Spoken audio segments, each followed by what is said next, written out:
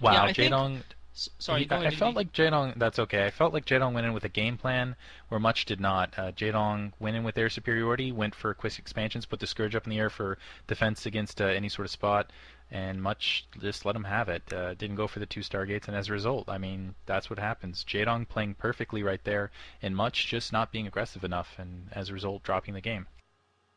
Yeah, Jaedong had the initiative in that game right from the start. He controlled the game. He decided how it was played. It was played on his terms. And whenever you're playing on an opponent's court, it's like playing tennis. If you're playing against someone who's good on grass and you're playing them on grass, they're going to have a good chance to beat you. And unfortunately, that's what happened there. And you've got to give a lot of credit to Jaedong, especially in that final battle where he allowed his Sunkens to soak up as much damage as they could sustain before he committed his Mutilus to the attack. He did as much damage with those Sunkens as he could, and then he separated out his Mutilus into three groups and sent them in, so wasting his opponent's Maelstroms and Storms, realizing that he had enough in the tank to actually beat Much, and at the end that's what it was. I think if Much did have that one opportunity in his second last attack where he had all those Dragoons. If he had focused that hatchery down, which was low on health already before going for the Sunkens, I think that might have given him a chance, but he chose to go for the Sunkens instead, and I think he would have been better off taking that hatchery down in that position. I kept wondering for the last 2/3 of that game why Much never decided to go for the Stargates. I mean, I guess it was cool of him. I like the fact that he did try to go for the Archons instead, and that almost worked. It would have worked, I think, if Jaedong hadn't, as he says, sniped off some High Templar here and there. If he'd had a little bit better, if Much had had a little bit better control and been on top of things, I think he just got unlucky a little bit with that. But I don't know why he decided not to go for some more Corsairs after Jaedong was obviously had nothing but Mutalisks. I don't think I ever saw him make a Hydralisk that whole game.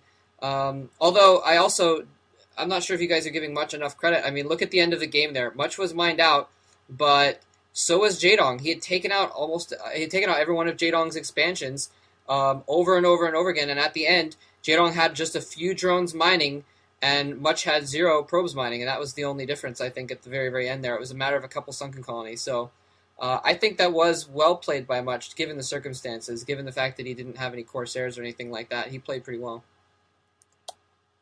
I don't think so. I think that was more of an illusory thing by Jaedong. I think Jaedong was always in control of that game. I don't think at any point it looked like Jaedong was that Much was actually threatening to overwhelm Jaedong. Yes, he made a few attacks. Yes, he took out expansions. But to me, it always seemed like anytime Jaedong lost an expansion or a set of units, it was calculated as part of his equation. He was willing to let it go as opposed to Much wresting it from his grasp. And I think Jaedong was in control of that game throughout. So I don't think Much really, in my view, doesn't get a lot of credit for me. He played a very reactionary sort of game, and Jaedong exposed him without too much trouble, I think. Yeah, really, yeah, Much. I just feel like he had an opportunity to run out and take it. He did not take the opportunity. Jaedong expanded everywhere. At the end of the game, Much did do a very good job of keeping the expansions down, but at the same time, Jaedong had complete map control. He could expand whenever he wanted to if he had the well, not 400, 300 minerals in the bank. I just felt like, yeah, Much just got ran over. It was their superiority. It's troop movement. That's what Athena's about, is it's the various troop movement. And Jaedong completely bypassing any sort of ground attack.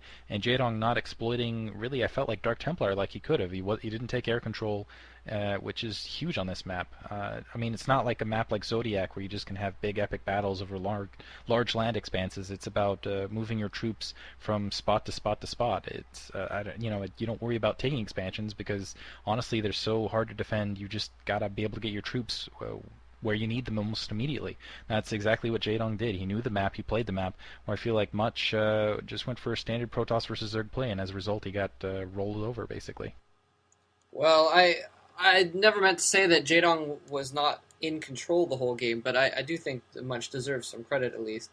Um, and you can't say he's played standard Protoss versus Zerg. I mean, how often do you see Dark Archons going into play? I don't know.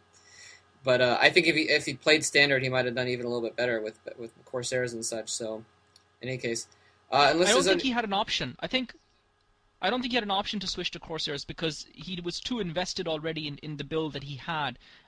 He got the Templar archives and everything up, and I think by the stage that he realized that Jaedong was, because he saw a Spire and a Hydralisk stand, so he didn't realize that Jaedong was going for Mutalisk until Jaedong had that even that first group of Mutalisks out, and he had Scourges. And by that stage, it was too late to switch, because by the time he would have switched, he would have given Jaedong even more time to get entrenched in. So he really had to commit himself, and he didn't have time, I think.